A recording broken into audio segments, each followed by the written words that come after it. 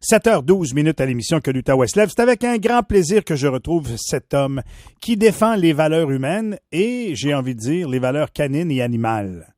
Mesdames et messieurs, Maître Frédéric Bérard. Comment va mon ami Reg? J'ai vu une belle photo là, quelques jours à peine. Oui, il s'était sauvé. Oui, il s'était sauvé. Il est revenu. Oui, non, ça va bien. Il a fait de l'anxiété un petit peu cette semaine, Fred. Puis tu vas savoir de quoi je parle. Il m'a moins vu cette semaine, fait que je le sens un petit peu plus fébrile. Mais demain matin, il y aura séance de course avec son maître. Et là, m'a t-elle brûlé, là, mais m'a le ramené qu'une pelle. Tu comprends? Écoute, pour la petite anecdote, pour tout ton auditoire, à ton mariage cet été, oui. Je pose un mariage magnifique, champêtre, dans un superbe raccoin bucolique. Et je pose la question à Michel. J'ai dit, Michel, est-ce que Reg va être là? Et Michel de me répondre, es-tu fou, toi, Tav? Écoute, il serait sauté dans le barbecue puis les tomahawks, lui, ça n'aurait pas été long. Tu comprends? Aïe, on les aime pareil. On les adore. Écoute, c'est drôle, tu dis ça, parce qu'hier, quand j'ai été m'étendre un peu, un petit 15 minutes, il est venu se coucher sur mon ventre, tu comprends? Puis lui, il se met la tête entre les deux pattes, puis il s'installe, il est donc confo. Puis je l'entendais, là. Tu sais, c'est comme si il sait qu'il me réconforte, tu comprends? C'est ça. Ah ben c'est sûr qu'ils le savent. Écoute, moi, ma plus vieille, là, je l'appelle docteur anxiété, là. Aussitôt qu'elle voit que je commence à être un peu angoissé pour n'importe quoi, c'est systématique. Mais ça, c'est démontré par des études. C'est instinctif, ils savent. Oui, clairement.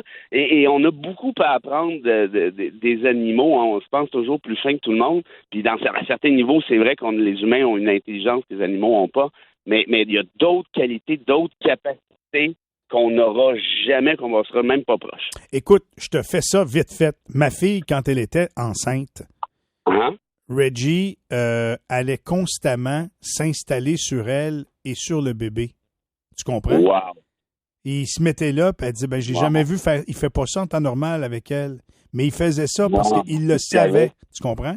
C'est assez incroyable. C'est vraiment beau. Écoute, on n'aura pas une tonne de temps. On va avoir un 4-5 minutes, mais quand même, il y en a qui se font pas réconforter par leur chien du côté de l'Israël ces jours-ci. Ça brasse pas à peu près. Et le Canada qui a refusé de prendre une position sur les violations du droit international. Explique-nous, Fred. Écoute, ça se tapait un peu la tête sur les murs. C'était bien parti pourtant, parce qu'au début de semaine, à nous, toi et moi, on s'est parlé mardi. Pas longtemps après, il y a les États-Unis puis d'autres pays du G7 qui ont signé une lettre disant que Israël il appuyait le droit d'Israël de se défendre coûte que coûte essentiellement. Et là, il y en a plusieurs qui se sont posé la question, mais comment se fait-il que le Canada n'a pas signé cette lettre-là? Et bon, je me suis informé un peu, puis évidemment qu'ils ont invité le Canada. Là, c'est le Canada. T'invites les pays du G7, là, t'as pas le choix, là. C'est le Canada qui a, de ce que j'ai compris, qui a décidé de ne pas y participer. Pour une raison, c'est qu'ils trouvaient que la passe gratuite à Israël était trop importante. Dans l'optique où, oui, tu as le droit de te défendre, mais tu n'as pas nécessairement le droit de faire sauter des hôpitaux, des écoles, et ainsi de suite. Ce qui fait qu'en conférence de presse, Justin Trudeau a adopté pour moi la posture qui était la plus juste, la plus solide, puis j'étais vraiment fier du gouvernement fédéral quand il a dit ceci. On condamne à 1,000,000% toutes les attaques du Hamas qui sont injustifiables. Le Canada appuie Israël.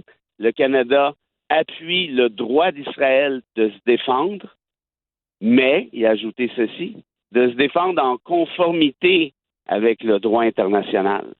Et ça fait toute la différence du monde, là. Puis de ce que je comprends, c'est pour ça qu'il a refusé de signer cette lettre-là, parce qu'il dit, OK, c'est bien beau le droit de se défendre, puis oui, Israël a ce droit-là, mais tu peux pas le faire de n'importe quelle façon non plus. Or, et c'est là que je suis déçu, 24 heures plus tard, on sait comment c'est. Bon, Israël est débarqué à Gaza, prive d'électricité, prive d'eau potable, il y a apparemment des armes chimiques. Ça, c'est pas encore démontré, mais c'est une possibilité. Ouais, mais la dernière fois qu'on a pensé qu'il y avait des armes chimiques ou des armes nucléaires en quelque part, tu comprends-tu? On s'est pas mal pété à la face dans la roche, là, tu sais. Avec Colin Powell qui nous sortait ses petites éprouvettes de poudre de perlimpinpin, puis essayait de nous faire croire que oui, bon. Mais au-delà de ça, reste que Gaza est sous un blocus actuellement, et ce sont les civils qui en paient le prix. Et ça, ça n'est pas conforme au droit international. C'est même, je te dirais, considéré comme étant un crime de guerre. Et la première personne qui l'a dit, ça, c'est pas moi, c'est Justin Trudeau lui-même, il y a à peu près 18 mois, en Ukraine. Quand les Russes ont fait exactement la même chose dans certaines régions ukrainiennes, c'est-à-dire viser les civils en les empêchant de ci et de ça, c'est-à-dire des biens essentiels, des biens de survie, Trudeau dit, il s'agit de crimes de guerre, on ne peut pas faire ça en droit international. Alors, ce que fait Israël, là, c'est pas mal la même affaire. C'est ça. Et là où j'ai été déçu, c'est que Mélanie Joly et Trudeau, puis je les connais bien les deux, je les aime beaucoup, mais c'est parce que là, ça n'a pas de bon sens, là. Ils refusent de dire s'il s'agit de crimes de guerre. Ben oui. Tu sais, là, il faut aller jusqu'au bout, là, parce que c'est beau la diplomatie. La posture de mardi était très solide. Mais là, c'est parce qu'il faut faire preuve de courage. Parce que tu dis, on n'a plus le droit d'Israël de se défendre en conformité avec le droit international, mais tu veux pas dire c'est quoi le droit international, mais on n'est pas bien plus avancé, puis ça a l'air d'être une semi-magouille intellectuelle en quelque sorte. Donc, bref, je pense qu'il est temps que le Canada poursuive dans cette voie-là, qui est la voie de la raison. Puis la voie de la raison, c'est quoi, Michel? C'est qu'une vie d'un civil palestinien vaut la vie du civil israélien et vice-versa. Un civil, c'est un civil. Puis le civil, il est protégé par le droit international tout le temps.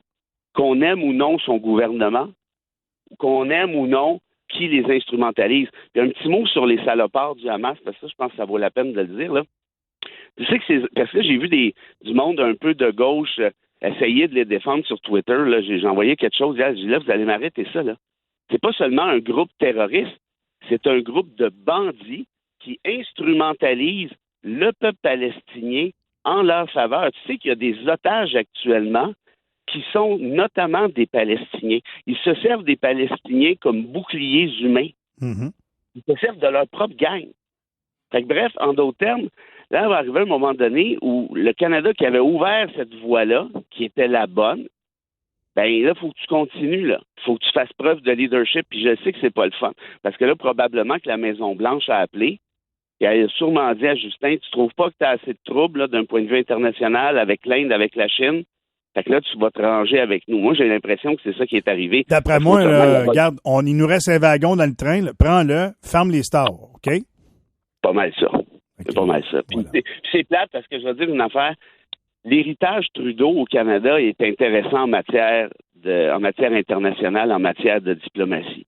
Justin, malheureusement, n'a pas été à la hauteur. Il l'a un peu scrappé parce que le père Trudeau, rappelle-toi ce qu'il avait fait avec la Chine, ce qu'il avait fait avec Cuba. Il tenait tête aux États-Unis quand il jugeait que c'était important. Qu'est-ce qu'il a fait avec l'Union soviétique? Qu'est-ce qu'il a fait en matière de paix en rapport à certains traités nucléaires et autres? Oui, et là, oui, mais le contexte a beaucoup changé, Fred. Tu m'en as tellement parlé avec Trump puis la montée de la haine aux États-Unis. Les données sont pas... Le jeu est plus pareil. La table de jeu n'est pas la même qu'à l'époque de son père. Tu as raison à 1000%, mais pendant la guerre froide, là, c'était quand même pas non plus un bingo dans un sous-sol à Saint-Jean-sur-Richelieu. Là. Je comprends très bien. La baie des cochons, là, je veux dire, c'était pas super relax non plus. Non, là. non, c'est clair, c'est sûr. Écoute, la baie des cochons est venue avant Trudeau, mais en tout cas, tu comprends. Il faut qu'on se laisse ce matin. On a-tu une petite citation? Mettons le fun un vendredi, mettons quelque chose. Là, mettons le fun. Non, c'est pas plus grave. Écoute, vas-y. Non, attends, on va trouver quelque chose. OK, j'ai quelque chose de le fun. C'est pas une citation, mais c'est un commentaire. Vas-y. Michel, tu savais qu'Isaac Newton a inventé la gravité en 1687. Je me rappelle plus de la loi de la gravité, mais je l'ai étudiée puis je l'ai appliquée tellement souvent dans mes cours de physique, oui. Bon, avant qu'Isaac Newton invente la gravité, là, c'est tout ce qui arrivait? Non. Tout le monde prenait les choses à la légère. est bonne. Elle est très, très bonne, mon Fred. Fallait qu'elle vienne de toi. J'ai demandé d'ailleurs à nos auditeurs de me faire des blagues cette semaine. Il y en a pas un qui n'a envoyé une bonne comme la tienne. Ben écoute, bon week-end, puis c'est ça. Tout est grave, mais faut relaxer un peu, je pense. J'aimerais bien que ma femme me prenne à la légère, mais quand elle me regarde, elle comprend que c'est impossible. Salut! Tu comprendras que je m'en mêlerai pas de celle-là. Bon week-end, mon Fred. Salut! À mardi prochain, bien sûr. 7h24, pas vrai, 7h22, dans quelques instants. Le major à la retraite, Mario Couture, vient nous parler justement de son regard sur le conflit là-bas, mais de ce qui nous guette selon les scénarios qui vont être utilisés au cours des prochains jours et des prochaines semaines. Manquez pas ça.